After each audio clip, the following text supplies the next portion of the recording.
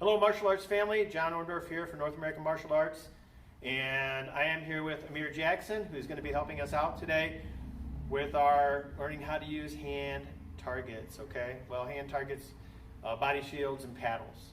So what we're going to do is we're going to start out with a single hand target today, so I'm going to grab one here, and we're going to focus on hand strikes to begin with. Now when we hold, we've got to be careful. We've got to take care that we don't put ourselves in harm's way. So number one, when I put my hand through those two big loops, I want to take a couple of fingers and hook right inside that top loop. And I want to make sure I keep my fingers below the pad. So that way, if a strike misses the pad, it doesn't catch my fingers and hyperextend, okay? So that way I'm less likely to get injured, and so is my partner, all right? So from here, when we hold the paddle for somebody who's striking, direct strikes, we don't want to hold it in front because then I'm going to eat some of that shock. So I'm going to hold it out to the side. So sir, I'm going to ask you to go to sparring stance, please. And I can hold it sideways or I can hold it straight up. It doesn't really matter. But I'm going to give them a target. And usually on the center of these century hand targets, the T is right in the middle. And that gives somebody a good target for, let's say, sparring stance, their jab punch or reverse punch. Okay? And I can have them do 1, 2, like jab, reverse. Go ahead, fire 1, 2, 1, 2. Good. Hit it hard this time. That's it. Good job. Nice, strong. So those are direct strikes. We can do the same thing with a palm heel. Palm heel strike, please, sir. Good. Nice, strong strike. Now, when we're doing direct techniques, we're going to hold it here. When we hold for circular techniques, we can hold it in front of us. One of the things we want to do with that is if we're holding for hook punches, let's say, I want to hold it in between our noses. And that way it stays to the center of our body, which is a good target. So he throws a reverse hook punch. Good. And for the lead, I'll just rotate it over. So I'll just roll the arm right over, okay? Awesome. Same thing with, well, not really the same thing, but with uppercuts, I get to hold the target in the same position. 1, another side, please. 2, okay? So now we're going to go into rich hands and knife hands. I'm going to be farther away from my partner, so go ahead and throw a knife hand or a rich hand, sir, please. All right, and one from this side. So that way I've got a little better distance. I want them to be able to extend the strike, okay? So that's how we hold for basic hand strikes. Now we're going to go into elbows. With the elbows, we have in our requirements elbow number 1. So I'm going to ask you to throw elbow number 1, sir, please. Tip of the elbow is going to go right into the middle of the pad. It's a direct strike like a jab. So we hold it to the side like we would for a direct strike. Elbow number 2, in between the noses. Elbow number 3. Elbow number 4 is like an uppercut hold because it's a rising elbow. And elbow number 5, I can come back here and hold it like this. Or if they're kind of strong, I might switch hands and do it because this guy's he's strong. So I want to make sure that I'm in a good position so I don't injure myself. So those are basic strikes with 1 target. Now we're going to go into 2 targets. Now there's a lot more flexibility with 2 targets, okay? So he's got his hands up, and let's say we do a jab cross combination, so 2 straight punches. When I hold for a jab cross combination, what I want to do is I want to hold the second pad or the reverse side pad a little bit farther back. So the jab would be here. So sir, if you fire your jab, left hand, good. Now reverse punch right. You can see how he has to reach for it more. It forces him to turn into that strike. So let's do that again. 1, 2. Okay. So 2 basic straight punches with 2 pads. Now with the hook punches, this makes it easy to hold because I can hold 1 at a time between the noses, and it's easier all the way around. Uppercuts, I can hold 1 pad or 2. It really doesn't matter. I can switch. Now a good thing to do with this is with hand targets is to set up combinations. So let's say we're in sparring stance, and I say jab, hook, and upper. Jab, left, hook, right, upper, left. Try your other left. Try this one, uppercut, please. There you go. Let's do it again. Jab, hook, uppercut. Awesome.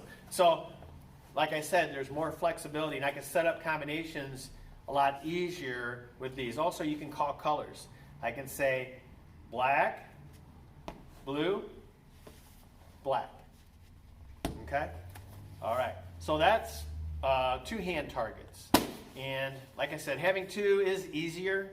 Oh, one more thing with this. I can also do guard checks. So maybe I ask him to throw a jab. Hands up, please. Okay, and I tell him he's got to be fast because I'm going to do a guard check. And that means I'm going to tap him in the head if he doesn't get that jab back fast. Okay? Now I couldn't do it because he brought the hand back quick, right? Or if I say reverse punch, same thing. All right? So you can do guard checks with these as well. Or you can set up jab, cross, jab, cross. Now weave underneath. Yeah. And then maybe another jab, cross. Guard check. Oh, fooled you. But yeah, there's all kinds of ways you can have fun with setting up games and drills with these hand targets. Okay? Now, we're going to go into kicking. Now, these do work well for kicking, but you got to remember that there's no weight behind it, not like there is with a body shield. So when we're kicking with these, a lot of times I'll use one target, but I'll keep the other one on just for fun. All right, so sparring stance and front kick. Okay, put your foot right on that tee, please. Good. How about a side kick? Awesome. How about a roundhouse kick? Very good. So when we hold for the direct kicks, again, I'm holding it out to the side of my body. I keep my arm bent, especially with kicks, because sometimes kicks can be pretty strong. So I want to keep that arm bent a little bit. All right, give me another side kick, sir, if you would. Now with the roundhouse kicks, it varies depending on the type of roundhouse kick. If we throw what we call a 45, I'm going to angle it a little bit like this. So he hits with his foot. We're going to do other side, sir. Put your foot up there real slow, okay? Point your toes. I want to kind of hit like this, okay? I don't want to hit strictly the foot, okay? I want to have this up here so he can hit across his shin as well, because that's really the area we want to strike with on our kicks. And that's a 45. So that one comes up at a little angle, right? Now if I hold it this way, he's got to fire that kick directly in. Okay, so pivot. That's much better. Good job. Okay, so that's the difference between those two kicks, and you'll want to make sure you know which kick we're doing. Now, for us, for testing requirements, we usually want just the standard roundhouse kick, not the 45. So he's got to drive that shin straight in there, a little bit more straight in. A little bit more. You got to pivot away. Turn your body a little bit more.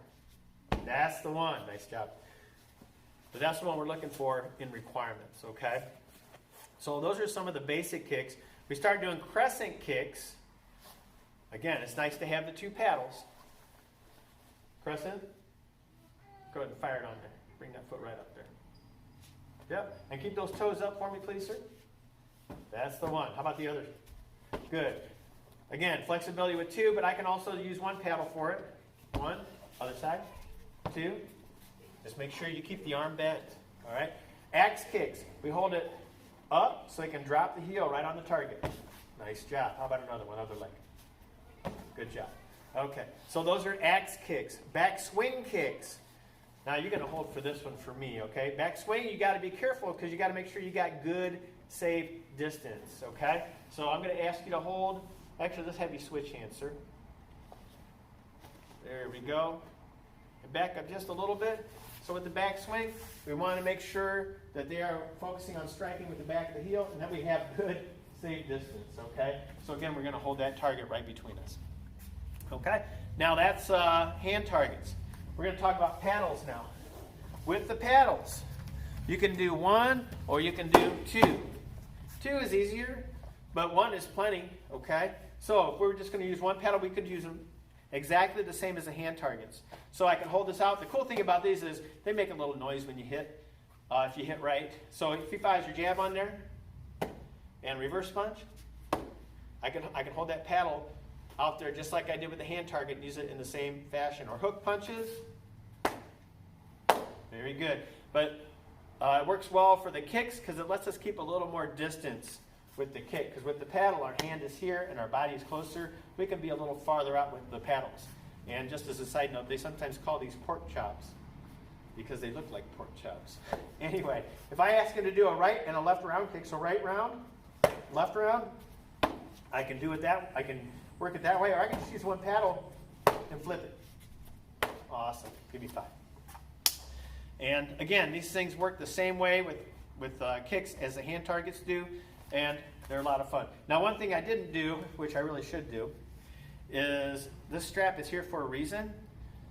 it's easy to kind of forget about the grip. So if you're doing a lot of drilling, sometimes this thing will get kicked out of your hand. And if it does, it can fly. So a good thing to do is to use the strap, because it's less likely to go across the room and break your lamp or hit somebody in the head. Okay? So that's the paddle. Lastly, we're going to talk about the body shield. Again, this is a heavy-duty piece of equipment. I like it because it's got some depth to it, and I can stay behind it on the front kicks. So when somebody strikes it, they can get a good feel for what it's like to hit somebody that's standing in front of them. So if I hold it like this, and he's going to target the on this one, the M, right in the middle. So give me a good strong front kick. Everything you got, push me back. That's the one. Hit it again. Go ahead.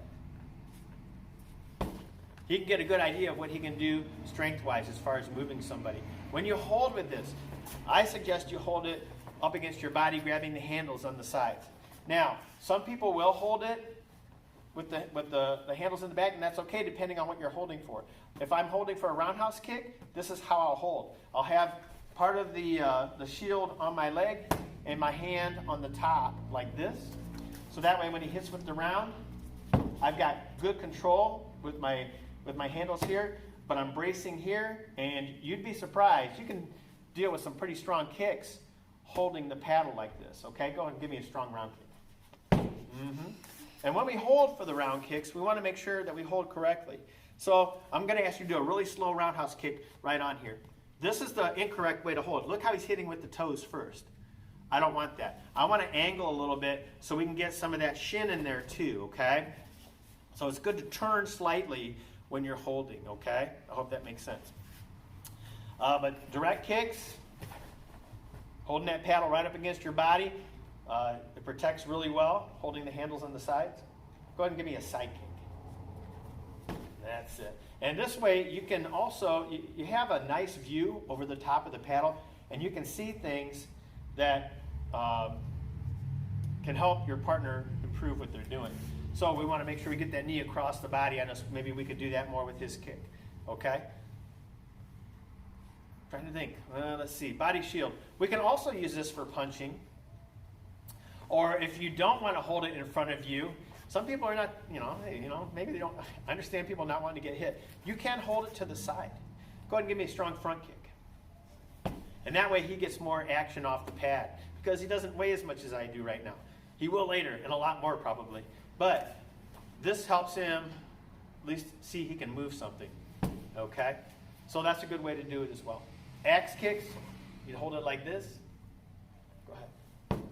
And crescent kicks, you'd hold it like this. Again, using those paddles. And it gives them a little more feedback than the paddle. Okay? And you can use something like this for punches. If I wanted to hold it up a little bit higher, he could use the M in the middle as a target. The only thing is, there's more resistance. And when it comes to kids, we want to take care of their joints and growth plates and all that stuff.